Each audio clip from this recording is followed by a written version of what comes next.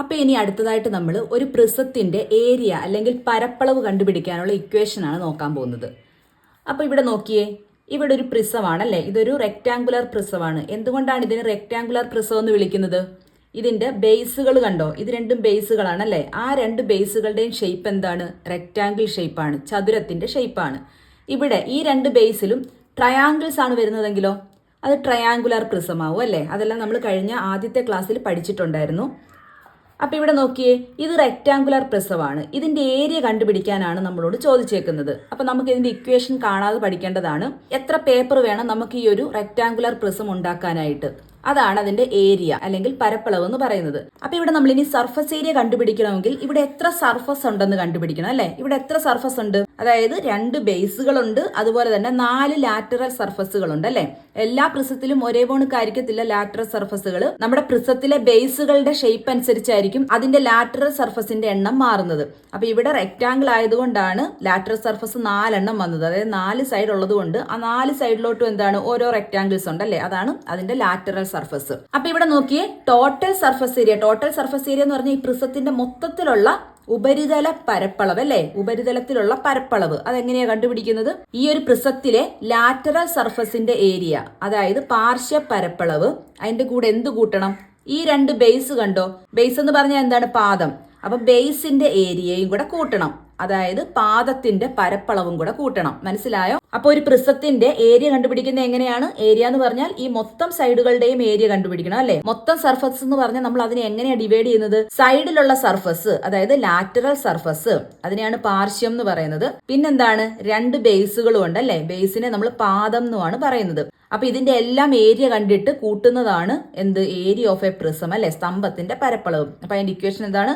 Lateral surface area പാർശ്വ പരപ്പളവ് plus 2 into base area 2 ഗുണം പാദപ്പരപ്പളവ്. ഇനി അടുത്തത് ബേസ് ഏരിയ കണ്ടുപിടിക്കാൻ നമുക്കറിയാം. ബേസ് ഏരിയ കണ്ടുപിടിക്കുന്നത് എങ്ങനെയാണ്? ബേസ് ഏരിയ എന്ന് പറയുന്നത് റെക്റ്റാങ്കിൾ ആണെങ്കിൽ ആ റെക്റ്റാങ്കിളിന്റെ ഏരിയ കണ്ടുപിടിക്കുക അല്ലെ. റെക്റ്റാങ്കിളിന്റെ ഏരിയ കണ്ടുപിടിക്കുന്നത് എങ്ങനെയാ? ലെങ്ത് ഗുണം ബ്രെഡ്ത്ത്, അതായത് നീളം ഗുണം വീതി. ഇനി അത് സ്ക്വയർ ആണെങ്കിലോ? സ്ക്വയർ ആണെങ്കിൽ സൈഡ് ഇൻറ്റു സൈഡ് അല്ലെ, വശം ഗുണം വശം. ഇനി അടുത്ത ട്രയാങ്കിൾ അല്ലെങ്കിൽ ത്രികോണമാണെങ്കിലോ? ത്രികോണത്തിന്റെ പരപ്പളവ് കണ്ടുപിടിക്കാനും അറിയാമല്ലോ. എങ്ങനെയാണ്? ഹാഫ് ഇൻറ്റു ബി എച്ച്, അല്ലെങ്കിൽ എന്താണ്? അതൊരു സമഭുജ ത്രികോണമാണെങ്കിൽ √3a²/4. അങ്ങനെ നമുക്കെല്ലാം അറിയാലോ. ഹെക്സഗണൽ ആണെങ്കിലും ഒക്കെ നമുക്ക് ബേസ് ഏരിയ കണ്ടുപിടിക്കാൻ, അതായത് പാദപ്പരപ്പളവ് കണ്ടുപിടിക്കാൻ അറിയാം അല്ലേ. ലാറ്ററൽ സർഫസ് ഏരിയ കണ്ടുപിടിക്കാൻ നിങ്ങൾക്ക് അറിയാവോ? അതായത് പാർശ്വ പരപ്പളവ് കണ്ടുപിടിക്കാൻ എന്തെങ്കിലും ഇക്വേഷൻ നമ്മൾ പഠിച്ചിട്ടുണ്ടോ? ഇല്ല അല്ലേ. അപ്പൊ നമുക്ക് അതൊന്ന് പഠിക്കാം. ലാറ്ററൽ സർഫസ് ഏരിയ കണ്ടുപിടിക്കാൻ പ്രത്യേകമായിട്ടൊരു ഇക്വേഷൻ ഉണ്ട്. അതാണ് ബേസ് പെരിമീറ്റർ ഗുണം ഹൈറ്റ്. അതായത് ലാറ്ററൽ സർഫസ് ഏരിയ അല്ലെങ്കിൽ പാർശ്വ പരപ്പളവ് കണ്ടുപിടിക്കുന്നത് എങ്ങനെ? ബേസ് പെരിമീറ്റർ ഇൻറ്റു ഹൈറ്റ് അല്ലേ. അതുപോലെ തന്നെ പാദ ചുറ്റളവ് ഇൻറ്റു ഉയരം. എന്താണ് ബേസ് പെരിമീറ്റർ? ബേസിന്റെ പെരിമീറ്റർ, പാദത്തിന്റെ ചുറ്റളവ്. അതായത് ഇവിടെ ഏത് പ്രിസമാണോ അതിന്റെ ബേസ്. ഇവിടെ ട്രയാങ്കുലർ പ്രിസം ആണെങ്കിലോ, അതായത് ത്രികോണ സ്തംഭമാണെങ്കിൽ എന്തായിരിക്കും അവിടുത്തെ പാദ ചുറ്റളവ് അല്ലെങ്കിൽ ബേസ് പെരിമീറ്റർ എന്ന് പറയുന്നത്? ആ ത്രികോണത്തിന്റെ പെരിമീറ്റർ അല്ലെ. ത്രികോണത്തിന്റെ പെരിമീറ്റർ ആണ് അവിടുത്തെ പാദ ചുറ്റളവ്. ഇനി റെക്റ്റാങ്കിൾ ആണെങ്കിലോ, റെക്റ്റാങ്കിളിന്റെ ചുറ്റളവ്, റെക്റ്റാങ്കിളിന്റെ പെരിമീറ്റർ. അതിനെ ഇവിടുത്തെ ഹൈറ്റ് കൊണ്ട് ഗുണിച്ചാൽ എന്ത് കിട്ടും നമുക്ക്? LSA അല്ലെങ്കിൽ പാർശ്വ പരപ്പളവ് കിട്ടും. അപ്പോൾ ഒരു പ്രിസത്തിന്റെ ഏരിയ കണ്ടുപിടിക്കാൻ പറഞ്ഞാൽ നമ്മൾ എന്തൊക്കെ കണ്ടുപിടിക്കണം? ആദ്യം നമ്മൾ LSA കണ്ടുപിടിക്കണം അല്ലെ. LSA കണ്ടുപിടിക്കുന്നത് എങ്ങനെയാണ്? പാർശ്വ പരപ്പളവ് കണ്ടുപിടിക്കുന്നത് എങ്ങനെയാണ്? Base perimeter into height. ബേസിന്റെ പെരിമീറ്റർ, അതായത് പാദത്തിന്റെ ചുറ്റളവ് കണ്ടുപിടിക്കുക, അതിനെ ഹൈറ്റ് കൊണ്ട് ഗുണിക്കുക. അപ്പൊ നമുക്ക് LSA അല്ലെങ്കിൽ പാർശ്വ പരപ്പളവ് കിട്ടും. അതിനുശേഷം നമ്മൾ ഏരിയ ഓഫ് എ പ്രിസം അല്ലെങ്കിൽ സർഫസ് ഏരിയ എന്നാണ്. Surface area of A prism അല്ലെങ്കിൽ സ്തംഭത്തിന്റെ ഉപരിതല പരപ്പളവ് എന്ന് പറയുന്നത് എങ്ങനെയാ കണ്ടുപിടിക്കുന്നത്? ബേസ് ഏരിയ അല്ലെങ്കിൽ പാദപ്പരപ്പളവിനെ 2 കൊണ്ട് ഗുണിച്ചിട്ട് എന്ത് ചെയ്താൽ മതി? നമുക്ക് കിട്ടിയ LSAയുടെ കൂടെ അങ്ങ് കൂട്ടി വെച്ചാൽ മതി അല്ലെ. അപ്പൊ ഇതിന്റെ മൊത്തത്തിലുള്ള ഏരിയ നമുക്ക് കിട്ടും, അതായത് ഉപരിതല പരപ്പളവ് കിട്ടും. മനസ്സിലായല്ലോ? അപ്പൊ ഈ 2 ഇക്വേഷൻ നമ്മൾ പഠിച്ചു വെക്കണം. അപ്പൊ നമുക്കിനി പേജ് നമ്പർ 203 ക്വസ്റ്റ്യൻസ് ചെയ്യാം. അപ്പൊ ഒന്നാമത്തെ ക്വസ്റ്റ്യൻ നമുക്ക് തന്നേക്കുന്നത് ഒരു ഇക്വിലാറ്ററൽ ട്രയാങ്കിളിന്റെ പ്രിസമാണ്, അതായത് ഒരു സമഭുജ ത്രികോണത്തിന്റെ സ്തംഭമാണ് തന്നിരിക്കുന്നത്. സമഭുജ ത്രികോണം അല്ലെങ്കിൽ ഇക്വിലാറ്ററൽ ട്രയാങ്കിൾ എന്ന് പറഞ്ഞാൽ എന്താണ്? ഈ 3 വശങ്ങളും ഈക്വൽ ആണല്ലേ. അപ്പൊ അങ്ങനെ ഒരു സ്തംഭത്തിന്റെ ബേസിന്റെ പെരിമീറ്റർ, അതായത് പാദത്തിന്റെ പരപ്പളവ് തന്നിട്ടുണ്ട്. പാദത്തിന്റെ പരപ്പളവ് എത്രയാണ് തന്നിരിക്കുന്നത്? 12 സെന്റിമീറ്റർ അല്ലെ. അപ്പൊ ഇവിടുത്തെ പാദം എന്ന് പറയുന്നത് അല്ലെങ്കിൽ ബേസ് എന്ന് പറയുന്നത് ഇക്വിലാറ്ററൽ ട്രയാങ്കിൾ ആണല്ലേ. അതിന്റെ 3 സൈഡുകളും ഒന്നാണ്. ഈ 3 സൈഡിന്റെയും കൂടെ പെരിമീറ്റർ അല്ലെങ്കിൽ ഇതിന്റെ ചുറ്റളവ് എന്ന് പറയുന്നത് എത്രയാണ്? 12 സെന്റിമീറ്റർ എന്നാണല്ലേ. അതിനുശേഷം തന്നേക്കുന്നത് ഈ ഒരു സ്തംഭത്തിന്റെ ഈ ഒരു പ്രിസത്തിന്റെ ഹൈറ്റ് ആണ്. ഹൈറ്റ് എത്രയാണ്? ഈ ഹൈറ്റ് എന്ന് പറയുന്നത് 5 സെന്റിമീറ്ററുമാണ്. അപ്പൊ നമുക്ക് കണ്ടുപിടിക്കേണ്ടത് ഇതിന്റെ സർഫസ് ഏരിയ അല്ലെങ്കിൽ ഉപരിതല പരപ്പളവ്. അപ്പൊ ഇവിടെ നമുക്ക് ടോട്ടൽ സർഫസ് ഏരിയ കണ്ടുപിടിക്കുന്നത് എങ്ങനെയാണ്? അല്ലെങ്കിൽ ഉപരിതല പരപ്പളവ് കണ്ടുപിടിക്കുന്നത് lateral surface area plus 2 into base area, അതായത് പാർശ്വ പരപ്പളവ് പ്ലസ് 2 ഇൻറ്റു പാദപ്പരപ്പളവ്. ഇനി ഇവിടുത്തെ ലാറ്ററൽ സർഫസ് ഏരിയ അതായത് പാർശ്വ പരപ്പളവ് എങ്ങനെയാണ് കണ്ടുപിടിക്കുന്നത്? ബേസ് പെരിമീറ്റർ ഇൻറ്റു ഹൈറ്റ്, പാദ ചുറ്റളവ് ഇൻറ്റു ഹൈറ്റ്, ഉയരം. മനസ്സിലായല്ലോ? അപ്പൊ ആദ്യം നമുക്ക് പാർശ്വ പരപ്പളവ് അല്ലെങ്കിൽ ലാറ്ററൽ സർഫസ് ഏരിയ കണ്ടുപിടിക്കാം. അതിനുശേഷം ടോട്ടൽ സർഫസ് ഏരിയ ചെയ്യാം. അപ്പൊ ആദ്യം നമുക്ക് LSA കണ്ടുപിടിക്കാം. LSA അല്ലെങ്കിൽ എന്താണ്? പാർശ്വ പരപ്പളവ്. LSA എന്ന് പറയുന്നത് അതിന്റെ ഇക്വേഷൻ എന്താണ്? ബേസ് പെരിമീറ്റർ ഇൻറ്റു ഹൈറ്റ് എന്നാണ് അല്ലേ? അതായത് പാദ ചുറ്റളവ് ഇൻറ്റു ഉയരം. ബേസ് പെരിമീറ്റർ നമുക്ക് തന്നിട്ടുണ്ട്. ബേസ് പെരിമീറ്റർ പാദ ചുറ്റളവ് എത്രയാണ്? 12 സെന്റിമീറ്റർ ആണ്. 12 ഗുണം ഹൈറ്റും അറിയാമല്ലോ 5. അപ്പൊ 12 ഗുണം 5 എത്രയാണ്? 60 അല്ലെ? 60 സെന്റിമീറ്റർ സ്ക്വയർ. അപ്പൊ ഈ ഒരു പ്രിസത്തിന്റെ LSA അല്ലെങ്കിൽ പാർശ്വ പരപ്പളവ് എത്രയെന്ന് കിട്ടി? 60 സെന്റിമീറ്റർ സ്ക്വയർ എന്ന് കിട്ടി അല്ലേ? അപ്പൊ ഇനി നമുക്ക് എന്ത് ചെയ്യാം? അതിന്റെ ടോട്ടൽ സർഫസ് ഏരിയ അല്ലെങ്കിൽ ഉപരിതല പരപ്പളവ് ചെയ്യാം അല്ലെ? Total TSA, total surface area, ഉപരിതല പരപ്പ്. ഇക്വേഷൻ അറിയാലോ? Lateral surface area plus 2 into base area, പാർശ്വ പരപ്പ് പ്ലസ് 2 ഇൻറ്റു പാദപ്പരപ്പ്. അപ്പൊ ഇവിടുത്തെ ലാറ്ററൽ സർഫസ് ഏരിയ എത്രയാണ്? 60 ആണ് അല്ലെ? 60 പ്ലസ് അടുത്ത 2 into base area. Base area എന്ന് പറയുമ്പോൾ ഇതിന്റെ ബേസ് എന്താണ്? ഇക്വിലാറ്ററൽ ട്രയാങ്കിൾ ആണ് അല്ലെ? ഇക്വിലാറ്ററൽ ട്രയാങ്കിളിന്റെ ഏരിയ കണ്ടുപിടിക്കുന്നത് എങ്ങനെയാണ്? √3 A²/4 എന്നാണ്. അപ്പൊ ഇനി നമുക്ക് A വേണമല്ലോ. A എങ്ങനെ കണ്ടുപിടിക്കും? ഇതിന്റെ ബേസ് പെരിമീറ്റർ എന്ന് പറയുന്നത് 12 സെന്റിമീറ്റർ ആണ്. അപ്പൊ ഇതിന്റെ ഒരു സൈഡ് എന്ന് പറഞ്ഞാൽ എത്രയായിരിക്കും? ഇത് ഇക്വിലാറ്ററൽ ട്രയാങ്കിൾ ആയതുകൊണ്ട് എല്ലാ സൈഡുകളും ഈക്വൽ ആണ് അല്ലെ? എല്ലാ സൈഡും കൂടെ കൂട്ടുമ്പോൾ 12 കിട്ടും. അപ്പൊ ഒരു സൈഡ് എന്ന് പറഞ്ഞാൽ എത്രയാണ്? 12നെ നമ്മൾ 3 കൊണ്ട് ഡിവൈഡ് ചെയ്യണം അല്ലെ? 4 സെന്റിമീറ്റർ ആയിരിക്കും ഇതിന്റെ ഒരു സൈഡ് അല്ലെങ്കിൽ A എന്ന് പറയുന്നത്. അപ്പൊ 60 പ്ലസ് 2 ഇൻറ്റു √3, 4ന്റെ സ്ക്വയർ ആണ് അല്ലെ? 4ന്റെ സ്ക്വയർ ബൈ 4. ഇവിടുന്ന് ഒരു 4ഉം ഇവിടുന്ന് ഈ 4ന്റെ സ്ക്വയറിൽ നിന്ന് ഒരു 4ഉം കൂടെ കട്ടാവുമല്ലോ. അപ്പൊ ബാക്കി എന്താണ്? 60 പ്ലസ് 2 ഇൻറ്റു √3 ഇൻറ്റു 4. 60 പ്ലസ് 2ഉം 4ഉം കൂടെ മൾട്ടിപ്ലൈ ചെയ്യുമ്പോൾ എന്ത് കിട്ടും? 8 അല്ലെ? 8√3. നമുക്ക് √3യുടെ വാല്യൂ ഇട്ട് കൊടുക്കാം. 60 പ്ലസ് 8 ഗുണം √3. √3യുടെ വാല്യൂ എത്രയാണ്? 1.732 അല്ലെങ്കിൽ 1.73 ഇട്ടാലും മതി. അപ്പൊ ആദ്യം നമുക്ക് 8നെ 1.732 കൊണ്ട് മൾട്ടിപ്ലൈ ചെയ്യാം. മൾട്ടിപ്ലൈ ചെയ്യുമ്പോൾ നമുക്ക് കിട്ടുന്നത് 13.84 എന്നാണ്. ഇനി ഇത് രണ്ടും കൂടെ കൂട്ടുമ്പോൾ എത്ര കിട്ടും? 73.84 എന്ന് കിട്ടും. 84 സെന്റിമീറ്റർ സ്ക്വയർ. ഇവിടെ നമ്മൾ ഈ A കണ്ടുപിടിച്ച് എങ്ങനെയാണെന്നും കൂടെ ഒന്ന് എഴുതി വെക്കണം. ബേസ് പെരിമീറ്റർ എന്ന് പറയുന്നത് എന്താണ്? 12 സെന്റിമീറ്റർ ആണ് അല്ലെ? അതായത് 3 സൈഡും കൂടെ കൂട്ടുന്നതാണ് 12 സെന്റിമീറ്റർ. അപ്പോൾ ഒരു സൈഡ് എന്തായിരിക്കും? A = 12/3, അതായത് 4 സെന്റിമീറ്റർ. ഇതുകൂടെ ഒന്ന് എഴുതി വെക്കണേ. അപ്പൊ രണ്ടാമത്തെ ക്വസ്റ്റ്യൻ നോക്കാം. രണ്ടാമത്തെ ക്വസ്റ്റ്യനിൽ ഇതൊരു റൈറ്റ് ആംഗിൾഡ് ട്രയാങ്കുലർ പ്രിസമാണ്, അതായത് മട്ടത്രികോണത്തിന്റെ ഒരു സ്തംഭമാണ്. ഇതുപോലെയുള്ള 2 മട്ടത്രികോണങ്ങൾ, അതായത് 2 റൈറ്റ് ആംഗിൾഡ് ട്രയാങ്കിളിന്റെ പ്രിസംസ് ചേർത്ത് വെച്ച് നമ്മളൊരു റെക്ടാങ്കുലർ പ്രിസം, അതായത് ചതുരസ്തംഭം ഉണ്ടാക്കിയിട്ടുണ്ട്. ഈ ഒരു ചതുരസ്തംഭത്തിന്റെ ടോട്ടൽ സർഫസ് ഏരിയ അല്ലെങ്കിൽ ഉപരിതല പരപ്പളവാണ് നമ്മളോട് കണ്ടുപിടിക്കാൻ പറഞ്ഞിരിക്കുന്നത്. ഇവിടെ നമുക്ക് എന്താണ്? ഈ സൈഡുകളുടെയൊക്കെ അളവുകളും തന്നിട്ടുണ്ട്. അപ്പൊ നമുക്ക് ടോട്ടൽ സർഫസ് ഏരിയ, ഉപരിതല പരപ്പളവ് കണ്ടുപിടിക്കാനുള്ള ഇക്വേഷൻസ് ഒക്കെ അറിയാം. അതുപോലെ തന്നെ LSA അല്ലെങ്കിൽ പാർശ്വ പരപ്പ് കണ്ടുപിടിക്കാനുള്ള ഇക്വേഷനും അറിയാം. അപ്പൊ ആദ്യം നമുക്ക് ഈ ഒരു റെക്ടാങ്കുലർ പ്രിസത്തിന്റെ ചതുരസ്തംഭത്തിന്റെ ഉപരിതല പരപ്പളവ് കണ്ടുപിടിക്കണമെങ്കിൽ എന്ത് വേണം? LSA വേണം അല്ലെ? അതായത് പാർശ്വ പരപ്പ് വേണം. പാർശ്വ പരപ്പ് കണ്ടുപിടിക്കുന്നത് എങ്ങനെയാണ്? ബേസ് പെരിമീറ്റർ ഇൻറ്റു ഹൈറ്റ് എന്നാണല്ലോ. അപ്പൊ നമുക്ക് ബേസ് പെരിമീറ്റർ അല്ലെങ്കിൽ പാദ ചുറ്റളവ് കണ്ടുപിടിക്കാം അല്ലെ? പാദ ചുറ്റളവ് എന്ന് പറഞ്ഞാൽ ഇതൊരു റെക്ടാങ്കിൾ ആണ്, ഇതൊരു ചതുരമാണ്. ചതുരത്തിന്റെ നീളവും വീതിയും, ലെങ്തും ബ്രെഡ്ത്തും തന്നിട്ടുണ്ട്. അങ്ങനെയാണെങ്കിൽ അതിന്റെ പെരിമീറ്റർ അല്ലെങ്കിൽ പാദ ചുറ്റളവ് എങ്ങനെയാണ് കണ്ടുപിടിക്കുന്നത്? അതിനൊരു ഇക്വേഷൻ ഉണ്ടല്ലോ, 2 ഇൻറ്റു L പ്ലസ് B അല്ലെ? 2 ഗുണം നീളം അധികം വീതി. ഇതായിരിക്കുമല്ലോ അതിന്റെ പാദ ചുറ്റളവ് അല്ലെങ്കിൽ ബേസ് പെരിമീറ്റർ കണ്ടുപിടിക്കാനുള്ള ഇക്വേഷൻ. ഇൻറ്റു ഇവിടെ ഹൈറ്റ് ഉണ്ട് അല്ലെ? ഹൈറ്റ് താത്തിറക്കി.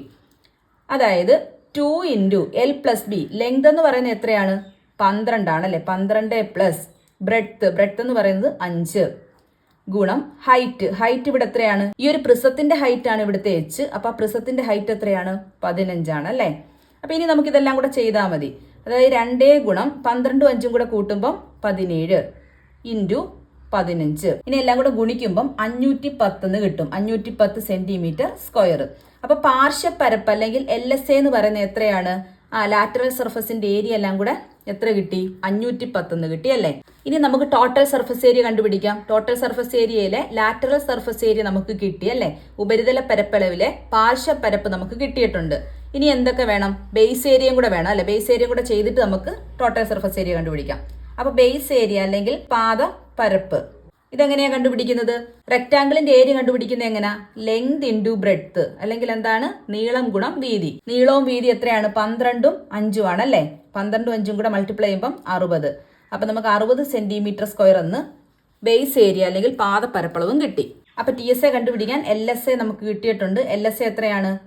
പാർശ്വപ്പരപ്പ് എന്ന് പറയുന്നത് 510 ആണ് അല്ലെ? 510 പ്ലസ് അതുപോലെ തന്നെ 2 ഗുണം പാദപ്പരപ്പ് അല്ലെങ്കിൽ ബേസ് ഏരിയയും കിട്ടിയിട്ടുണ്ടല്ലോ 60 സെന്റിമീറ്റർ സ്ക്വയർ.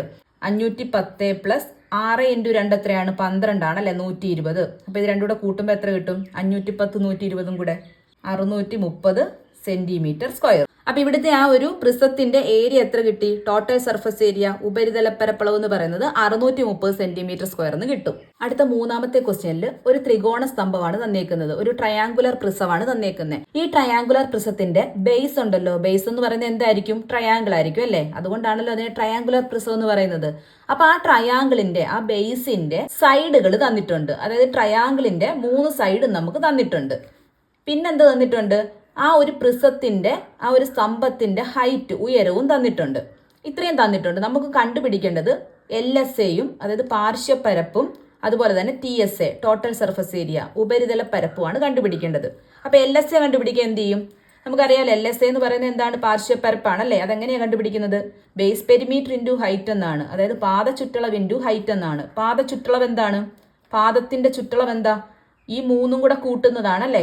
ആ ട്രയാങ്കിളിന്റെ 3 സൈഡൂടെ കൂട്ടുന്നതാണല്ലോ അതിന്റെ ബേസ് പെരിമീറ്റർ അല്ലെങ്കിൽ പാദ ചുറ്റളവ്. അപ്പൊ നമുക്ക് 3 സൈഡൂടെ കൂട്ടാം. 15 പ്ലസ് 13 പ്ലസ് 4 ഇൻറ്റു ഹൈറ്റ് എന്ന് പറഞ്ഞാൽ പ്രിസത്തിന്റെ ഹൈറ്റ് ആണ്. ആ സ്തംഭത്തിന്റെ ഹൈറ്റ് എത്രയാണ്? 25.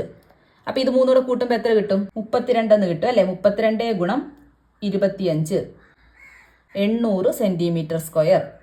അതായത് LSA പാർശ്വപ്പരപ്പ് നമ്മളോട് ചോദിച്ചിട്ടുണ്ട്. പാർശ്വപ്പരപ്പ് എത്ര കിട്ടി? 800 സെന്റിമീറ്റർ സ്ക്വയർ എന്ന് കിട്ടി. അടുത്തത് എന്താ കണ്ടുപിടിക്കേണ്ടത്? TSA ആണല്ലേ? അപ്പൊ ഇനി നമുക്ക് ടോട്ടൽ സർഫസ് ഏരിയ കണ്ടുപിടിക്കാൻ LSA കിട്ടിയിട്ടുണ്ട്. ഇനി ബേസ് ഏരിയ അതായത് പാദപ്പരപ്പൂടെ വേണം അല്ലെ? പാദപ്പരപ്പൂടെ കണ്ടുപിടിച്ചിട്ട് നമുക്ക് ടോട്ടൽ സർഫസ് ഏരിയ കണ്ടുപിടിക്കാം. അപ്പൊ പാദപ്പരപ്പ് എന്ന് പറഞ്ഞാൽ എന്താണ്? ഈ ട്രയാങ്കിളിന്റെ പരപ്പളവാണ് അല്ലെ? അതായത് നമ്മുടെ ബേസ് എന്ന് പറഞ്ഞ ട്രയാങ്കിൾ ആണ്. ആ ട്രയാങ്കിളിന്റെ ഏരിയ കണ്ടുപിടിക്കണം. അതായത് പരപ്പളവ് കണ്ടുപിടിക്കണം. പരപ്പളവ് കണ്ടുപിടിക്കാൻ എന്താ ചെയ്യേണ്ടത്? ട്രയാങ്കിളിന്റെ ഏരിയ കണ്ടുപിടിക്കുന്നത് 1/2 ഇൻറ്റു BH എന്നാണ് അല്ലെ? 1/2 ഇൻറ്റു ബേസ് ഇൻറ്റു ഹൈറ്റ്. ഇവിടെ നമുക്ക് ഈ പ്രിസത്തിന്റെ പാദത്തിന്റെ ഹൈറ്റ് തന്നിട്ടുണ്ടോ? അതായത് ബേസിന്റെ ഹൈറ്റ് തന്നിട്ടുണ്ടോ? തന്നിട്ടില്ലല്ലോ. തന്നിരിക്കുന്നത് പ്രിസത്തിന്റെ ഹൈറ്റ് ആണ് അല്ലെ? ആ ഒരു സ്തംഭത്തിന്റെ ഹൈറ്റ് ആണ് നമുക്ക് തന്നിരിക്കുന്നത്. പാദത്തിന്റെ അതായത് ബേസിന്റെ ഹൈറ്റ് നമുക്ക് തന്നിട്ടുണ്ടോ? ഇല്ല. അപ്പൊ ഈ ഒരു ഇക്വേഷൻ നമുക്ക് ചെയ്യാൻ പറ്റത്തില്ല. ഇവിടെ എന്താ തന്നേക്കുന്നത്? ത്രികോണത്തിന്റെ 3 സൈഡുകൾ 3 വക്കുകളാണ് തന്നേക്കുന്നത് അല്ലെ? 15 4 13 എന്ന്. അങ്ങനെയാണെങ്കിൽ ഒരു ത്രികോണത്തിന്റെ 3 സൈഡുകൾ തന്നിട്ടുണ്ടെങ്കിൽ നമ്മൾ എങ്ങനെയാണ് അതിന്റെ പരപ്പളവ് കണ്ടുപിടിക്കുന്നത് അല്ലെങ്കിൽ ഏരിയ കണ്ടുപിടിക്കുന്നത്? അതിനൊരു ഇക്വേഷൻ ഉണ്ട് അല്ലേ? റൂട്ട് ഓഫ് നമ്മൾ കഴിഞ്ഞ ദിവസം ചെയ്തിട്ടുള്ളതാണ്. Root of S into S minus A into S minus B into S minus C. മനസ്സിലായല്ലോ? ഇവിടെ ഈ പാദത്തിന്റെ ഹൈറ്റ് തന്നിട്ടുണ്ടായിരുന്നെങ്കിൽ നമുക്ക് ഈ ഒരു ഇക്വേഷന്റെ ആവശ്യമേ ഇല്ലായിരുന്നു. അതായത് ഹാഫ് BH ചെയ്താൽ മതിയായിരുന്നു. ഈ 3 സൈഡ് മാത്രമേ തന്നിട്ടുള്ളൂ. അതുകൊണ്ട് ഈ ഒരു ഇക്വേഷൻ ആണ് നമുക്ക് ചെയ്യേണ്ടത്. ഇവിടെ S എന്താണ്? S എന്ന് പറയുന്നത് ഈ 3 ട്രയാങ്കിളിന്റെയും കൂടെ ചുറ്റളവുണ്ടല്ലോ, ചുറ്റളവിന്റെ പകുതി. 3 ട്രയാങ്കിളിന്റെയും കൂടെ ചുറ്റളവ് എന്ന് പറയുമ്പം 15ഉം 13ഉം 4ഉം കൂടെ കൂട്ടിയിട്ട് അതിന്റെ പകുതി എടുക്കണം അല്ലെ? ഇതിന്റെ പകുതി എടുത്താൽ നമുക്ക് S കിട്ടും. 15ഉം 13ഉം 4ഉം കൂടെ കൂട്ടുമ്പോൾ നമുക്ക് 32 എന്ന് കിട്ടും അല്ലെ? 32/2. 32/2 എത്രയാണ്? 16. അപ്പൊ ഇവിടുത്തെ S എന്ന് പറയുന്നത് 16 സെന്റിമീറ്റർ ആണ്. അപ്പൊ ആ S നമുക്ക് ഇവിടെ ഇട്ട് കൊടുത്താൽ നമുക്ക് എന്ത് കിട്ടും? ബേസിന്റെ ഏരിയ, അതായത് ഈ ഒരു ട്രയാങ്കിളിന്റെ ഏരിയ കിട്ടും, പരപ്പളവ് കിട്ടും. അതായത് റൂട്ട് ഓഫ് S എന്ന് പറയുന്നത് 16 ആണ്. 16 into S minus A. 16 minus A എന്താണ്? ട്രയാങ്കിളിന്റെ ഏതെങ്കിലും ഒരു സൈഡ് അല്ലേ? 16 മൈനസ് 15, ഒരു സൈഡ് 15 ആണല്ലോ. അടുത്ത S minus B, 16 minus B എന്ന് പറയുന്നത് അടുത്ത സൈഡ് 13 എടുക്കാം. 13 into S minus C, S എന്ന് പറയുന്നത് 16, സി എന്ന് പറയുന്ന ട്രയാങ്കിളിന്റെ മൂന്നാമത്തെ സൈഡ് 4, അതായത് റൂട്ട് ഓഫ് 16 ഗുണം 16 15 പോകെ 1 അല്ലേ? 16 13 പോകെ എത്രയാണ്? 3. 16 4 പോകെ 12 ഈക്വൽ ടു റൂട്ട് ഓഫ് 16 ഞാൻ 4 ഗുണം 4 എന്ന് കൊടുക്കുക. 4 ഗുണം 4 ഇൻറ്റു 3 അതുപോലെ തന്നെ 12 ഞാൻ 4 ഗുണം 3 എന്നും കൊടുക്കുക. ഇനി നമുക്ക് 4ന്റെ റൂട്ട് എത്രയാണ്? 4ന്റെ റൂട്ട് 2 ആണല്ലേ? 4ന്റെ റൂട്ട് വീണ്ടും എത്ര കിട്ടി? 2. ഇവിടെ 2 3 ഉണ്ടല്ലോ. 2 3 ഉള്ളത് കൊണ്ട് 3 ഗുണം 3 എന്ന് പറയുന്നത് 9 ആവും അല്ലേ? അതായത് 9ന്റെ റൂട്ട് എത്രയാണ്? അല്ലെങ്കിൽ 2 3 ഉള്ളത് കൊണ്ട് അതിലെ ഒരു 3നെ നമുക്ക് പുറത്തെടുക്കാം അല്ലേ? ഇനി അടുത്ത 4ന്റെ റൂട്ട് 2. ഇവിടെ ഇപ്പോൾ 16ന്റെ റൂട്ടിനെ നമുക്ക് പുറത്തെടുക്കുമ്പോൾ 4 ആയിട്ട് വരും അല്ലേ? ഇവിടെ ഇപ്പോൾ 4 ഗുണം 4 എന്ന് സ്പ്ലിറ്റ് ചെയ്യേണ്ട ആവശ്യമൊന്നുമില്ല. അപ്പോൾ ഇവിടെ നോക്കിയേ, 4ന്റെ റൂട്ട് 2, 4ന്റെ റൂട്ട് 2, 2 3 ചേരുമ്പോൾ അതിലെ ഒരു 3നെ നമ്മൾ പുറത്തെടുത്തു. ഇനി എന്താണ്? 4ന്റെ റൂട്ട് 2. ഇനി ഇതെല്ലാം കൂടെ മൾട്ടിപ്ലൈ ചെയ്താൽ മതിയല്ലോ. 2 ഗുണം 2 4, 4 ഗുണം 2 8, 8 ഗുണം 3 24. അപ്പോൾ ഇവിടുത്തെ ബേസ് ഏരിയ എത്ര കിട്ടി? 24 സെന്റിമീറ്റർ സ്ക്വയർ എന്ന് കിട്ടി അല്ലേ? അപ്പോൾ അടുത്തതായിട്ട് നമുക്ക് എന്ത് കണ്ടുപിടിക്കാം? TSA കണ്ടുപിടിക്കാം. TSA total surface area. Total surface area എന്ന് പറഞ്ഞാൽ LSA plus 2 into base area. അപ്പോൾ ഇവിടെ LSA എത്ര ആയിരുന്നു? LSA എന്ന് പറയുന്നത് നമ്മൾ നേരത്തെ കണ്ടുപിടിച്ചു 800 ആണ് അല്ലേ? 800 പ്ലസ് 2 ഗുണം ബേസ് ഏരിയ. ബേസ് ഏരിയ എന്ന് പറഞ്ഞപ്പോൾ നമ്മൾ ചെയ്തിട്ടുണ്ടല്ലോ 24. 800 പ്ലസ് 24 ഗുണം 2 എന്ന് പറയുന്നത് 48 ആണ്. അതായത് 848 സെന്റിമീറ്റർ സ്ക്വയർ. ഉപരിതല പരപ്പ് അല്ലെങ്കിൽ ടോട്ടൽ സർഫസ് ഏരിയ എന്ന് പറയുന്നത് 848 സെന്റിമീറ്റർ സ്ക്വയർ ആണ്. അപ്പോൾ അടുത്ത് നമുക്ക് 4ാമത്തെ ക്വസ്റ്റ്യൻ നോക്കാം. 4ാമത്തെ ക്വസ്റ്റ്യനകത്തൊരു ഇക്വിലാറ്ററൽ ട്രയാങ്കിളിന്റെ പ്രിസം തന്നിട്ടുണ്ട്. അതായത് ഒരു സമഭുജ ത്രികോണത്തിന്റെ പ്രിസം തന്നിട്ടുണ്ട്.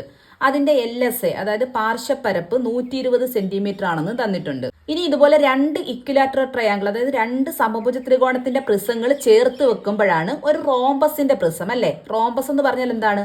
സമഭുജ സാമാന്തരികം. സമഭുജ സാമാന്തരികത്തിന്റെ പ്രത്യേകത എന്താണ്? 4 വശങ്ങളും തുല്യമായിട്ടുള്ളൊരു പാരലോഗ്രാം ആണ് അല്ലേ? 4 വശങ്ങളും തുല്യമായിട്ടുള്ളൊരു സാമാന്തരികമാണ് റോംബസ് അല്ലെങ്കിൽ സമഭുജ സാമാന്തരികം. അപ്പൊ ഇവിടെ എത്ര ഇക്വിലാറ്ററൽ ട്രയാങ്കിളിനെയാണ് എടുത്തേക്കുന്നത്? ഇതുപോലുള്ള 2 എണ്ണത്തിനെ കണ്ടോ? ഇവിടെ ഒരെണ്ണം, ഇതിന്റെ അപ്പുറത്തെ സൈഡ് ഒരെണ്ണം കൂടെ ചേർത്ത് വെച്ചിട്ടാണ് ഇങ്ങനെ ഒരു റോംബസിന്റെ പ്രിസം ഉണ്ടാക്കിയത്. അപ്പൊ ഇതിന്റെ 1ാമത്തെ ക്വസ്റ്റ്യൻ എന്ന് പറഞ്ഞാൽ ഈ ഒരു റോംബസ് ബേസ് ആയിട്ടുള്ള പ്രിസം ഉണ്ടല്ലോ, സമഭുജ സാമാന്തരിക സ്തംഭം, അതിന്റെ LSA പാർശ്വപരപ്പ് കണ്ടുപിടിക്കണം. അതാണ് 1ാമത്തെ ക്വസ്റ്റ്യൻ. ഇനി 2ാമത്തെ ക്വസ്റ്റ്യൻ എന്ന് പറഞ്ഞാൽ ഇതുപോലെയുള്ള 3 പ്രിസങ്ങൾ, ഇതുപോലെയുള്ള 3 ഇക്വിലാറ്ററൽ ട്രയാങ്കിൾ അതായത് സമഭുജ ത്രികോണത്തിന്റെ പ്രിസങ്ങൾ ചേർത്ത് വെക്കുമ്പം ഐസോസെൽസ് ട്രപ്പീസിയം അതായത് സമപാർശ്വലംബകത്തിന്റെ ഒരു പ്രിസമാണ് നമുക്ക് കിട്ടുന്നത്. അപ്പൊ ഈ ഒരു ഐസോസെൽസ് ട്രപ്പീസിയത്തിന്റെ അല്ലെങ്കിൽ സമപാർശ്വലംബകത്തിന്റെ ഈ ഒരു പ്രിസത്തിന്റെ ലാറ്ററൽ സർഫസ് ഏരിയ നമുക്ക് കണ്ടുപിടിക്കണം. അപ്പൊ ഇനി 3ാമത്തെ ക്വസ്റ്റ്യൻ നോക്കിയാലോ. 3ാമത്തെ ക്വസ്റ്റ്യൻ പറഞ്ഞേക്കുന്നത് ഇതുപോലെയുള്ള ഇക്വിലാറ്ററൽ ട്രയാങ്കിളിന്റെ 6 പ്രിസങ്ങൾ ചേർത്ത് ഒരു സമഷഡ്ഭുജ സ്തംഭം അല്ലെങ്കിൽ ഒരു റെഗുലർ ഹെക്സഗന്റെ പ്രിസമാണ് ഉണ്ടാക്കിയിരിക്കുന്നത്. ഇതിന്റെ ലാറ്ററൽ സർഫസിന്റെ ഏരിയ നമുക്ക് കണ്ടുപിടിക്കണം. അപ്പൊ ഇത്രയാണ് ക്വസ്റ്റ്യൻ. നമുക്ക് തന്നിരിക്കുന്നത് ഈ ഒരു സമഭുജ ത്രികോണ സ്തംഭത്തിന്റെ ഈ ഒരു ഇക്വിലാറ്ററൽ ട്രയാങ്കിളിന്റെ പ്രിസത്തിന്റെ ലാറ്ററൽ സർഫസ് ഏരിയ തന്നിട്ടുണ്ട് 120 സെന്റിമീറ്റർ സ്ക്വയർ എന്ന്. അതായത് ലാറ്ററൽ സർഫസ് എന്ന് പറയാൻ നമുക്കറിയാമല്ലോ, പാർശ്വപരപ്പാണല്ലേ? പാർശ്വത്തിലുള്ള വശങ്ങളിലുള്ള ആ ഒരു പരപ്പളവാണ്, ഏരിയയാണ് ലാറ്ററൽ സർഫസ് ഏരിയ അല്ലെങ്കിൽ പാർശ്വപരപ്പ് എന്ന് പറയുന്നത്. ഒരു സ്തംഭത്തിന് എത്ര പാർശ്വമുഖങ്ങളുണ്ടെന്ന് നമ്മൾ എങ്ങനെയാണ് കണ്ടുപിടിക്കുന്നത്? നമ്മുടെ ആദ്യത്തെ ക്ലാസ്സിൽ പറഞ്ഞായിരുന്നു. ഇതിന് എത്ര, അതായത് അതിന്റെ ബേസ് എന്ന് പറഞ്ഞാൽ പാദത്തിന് എത്ര വശങ്ങളുണ്ടോ, അത്രയും പാർശ്വവശങ്ങളും ഉണ്ട് അല്ലെങ്കിൽ പാർശ്വമുഖങ്ങളും ഉണ്ട്. പാദത്തിന് എത്ര വക്കുകളുണ്ട് നോക്കിയേ, 1 2 3. പാദം ഒരു ത്രികോണമായതുകൊണ്ട് 3 വശങ്ങളുണ്ട് അല്ലെ, അല്ലെങ്കിൽ 3 സൈഡുകളുണ്ട് പാദത്തിന്. അപ്പൊ എത്ര ലാറ്ററൽ ഫേസസ് ഉണ്ടായിരിക്കും, പാർശ്വമുഖങ്ങൾ ഉണ്ടായിരിക്കും? 1 2, ഇനി അപ്പുറത്തെ സൈഡ് ഒരെണ്ണം 3 അല്ലെ, 3 എണ്ണം ഉണ്ട്. ഈ 3 ഫേസസിന്റെയും കൂടെ ഈ 3 മുഖങ്ങളുടെയും കൂടെ ഏരിയയാണ് 120. അപ്പൊ ഒരു മുഖത്തിന്റെ ഏരിയ എത്രയായിരിക്കും? ഒരു ഫേസിന്റെ ഏരിയ എന്ന് പറയുന്നത് മൊത്തം 120, 3 എണ്ണത്തിന്റെയും കൂടെ 120 ആണ്. അതിനെ 3 കൊണ്ട് ഡിവൈഡ് ചെയ്താൽ മതിയല്ലോ. അതായത് 120 എന്ന് പറഞ്ഞാൽ 3 എണ്ണത്തിന്റെയും കൂടെ ആണ്. അപ്പോൾ ഒരെണ്ണത്തിന്റെ കണ്ടുപിടിക്കാൻ എന്ത് ചെയ്യണം? 120 ഡിവൈഡ് ബൈ 3 ചെയ്താൽ മതി അല്ലേ? അപ്പൊ എത്ര കിട്ടും നമുക്ക്? 40 കിട്ടുമല്ലോ. അപ്പൊ നമുക്ക് എഴുതാം അത്. അപ്പൊ ഒരു പാർശ്വമുഖത്തിന്റെ പരപ്പളവ് എത്ര കിട്ടി? 40 സെന്റിമീറ്റർ സ്ക്വയർ കിട്ടി അല്ലേ? ഒന്നാമത്തെ ക്വസ്റ്റ്യനിൽ ഈ ഒരു റോംബസ് ബേസ്ഡ് പ്രിസത്തിന്റെ ലാറ്ററൽ സർഫസ് ഏരിയ ആണ് കണ്ടുപിടിക്കേണ്ടത് അല്ലേ? അതായത് സമഭുജ സാമാന്തരിക പ്രിസത്തിന്റെ പാർശ്വപരപ്പളവാണ് കണ്ടുപിടിക്കേണ്ടത്. അപ്പൊ നമ്മൾ ഇവിടെ എന്ത് ചെയ്താൽ മതി? ഒരു ലാറ്ററൽ ഫേസിന്റെ ഏരിയ നമുക്കറിയാം അല്ലെ? ഒരു പാർശ്വമുഖത്തിന്റെ പരപ്പളവ് നമുക്കറിയാം 40 ആണെന്ന്.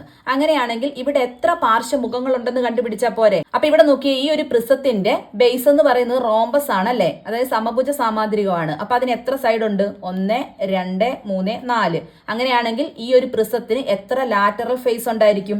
എത്ര പാർശ്വമുഖം കാണും? 4 പാർശ്വമുഖം കാണും അല്ലെ?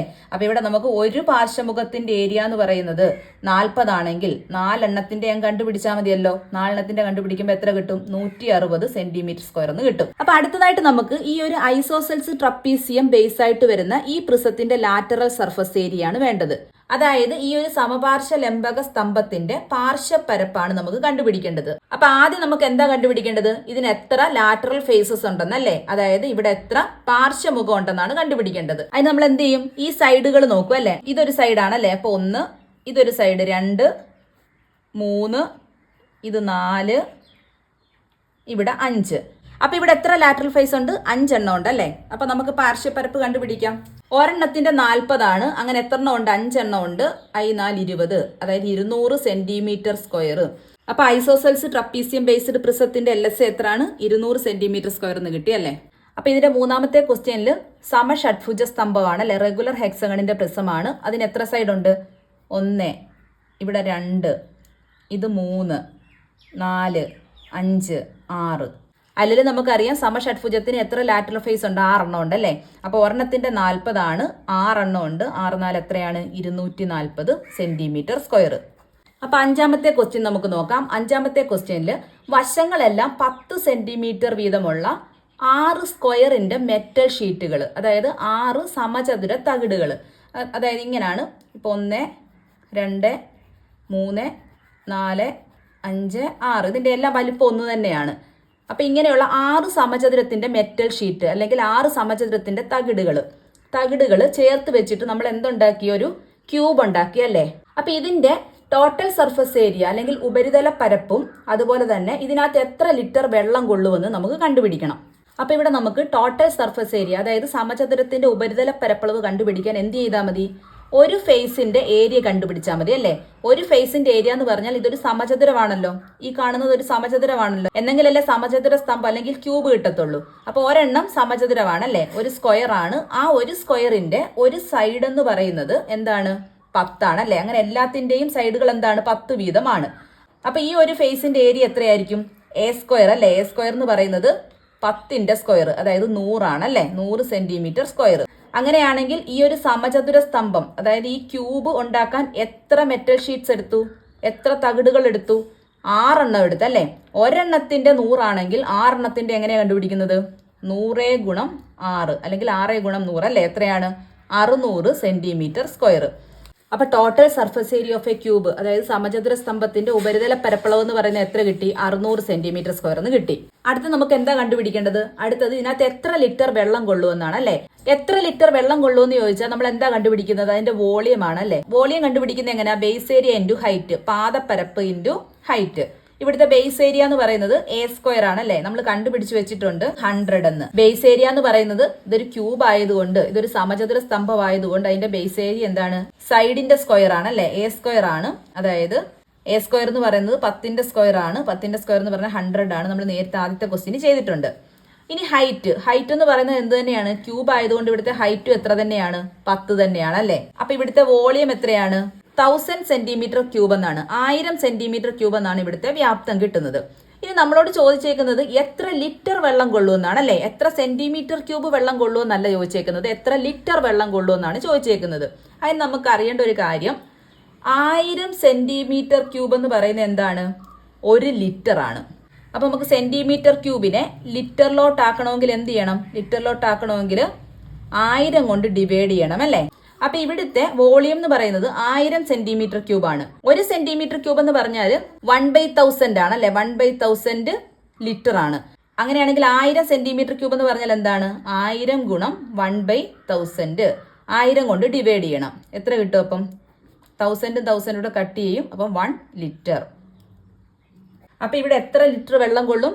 1 ലിറ്റർ വെള്ളം കൊള്ളും അല്ലേ? 1000 സെന്റിമീറ്റർ ക്യൂബ് വെള്ളമാണ് കൊള്ളുന്നത്. അതിനെ നമ്മൾ ലിറ്റർ ആക്കിയപ്പോൾ എത്ര കിട്ടി? 1 ലിറ്റർ എന്ന് കിട്ടി. അപ്പോൾ ഈ ഒരു എക്സസൈസിലെ 5 ക്വസ്റ്റ്യൻസ് നമ്മൾ ചെയ്തിട്ടുണ്ട്. അപ്പോൾ അടുത്ത എക്സസൈസുമായിട്ട് അടുത്ത വീഡിയോയിലൂടെ കാണാം. താങ്ക്